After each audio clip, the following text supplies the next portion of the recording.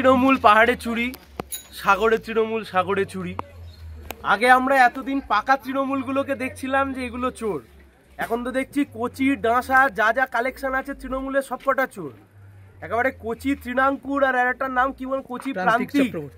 লজ্জার বিষয়, এতদিন আমরা ভাবছিলাম যে মাঝামাঝি ডাঁসা কুন্তলে হয়তো থেমেছে, এখন দেখছি একেবারে কচি তৃণমূলের কালেকশন, তৃণাঙ্কুর ভরচাজ, একেবারে ডাঁসা কুন্তল আর পাকা পার্থ, তিনজনে মিলে চুরি করেছে।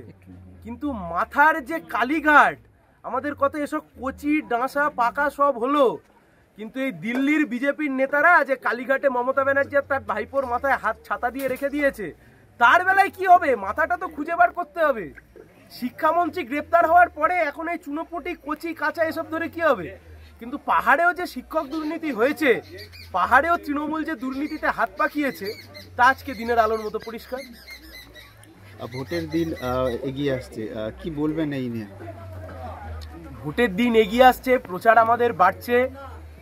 যে তৃণমূল চুরি করেছে, চাকরি চুরি করেছে, কয়লা পাচার করেছে, খাদ্য কেলেঙ্কারি করেছে, এ সব কিছু নিয়ে আমরা মানুষকে বলছি। কিন্তু তার সাথে এই কথাও বলছি, নন্দীগ্রামে এ কাজ যিনি করেছেন তিনি এখন বিজেপির নেতা।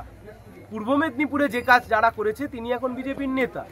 ফলত এই তৃণমূল বিজেপি আর ভেদাভেদ করবার জায়গাতে থাকছে না।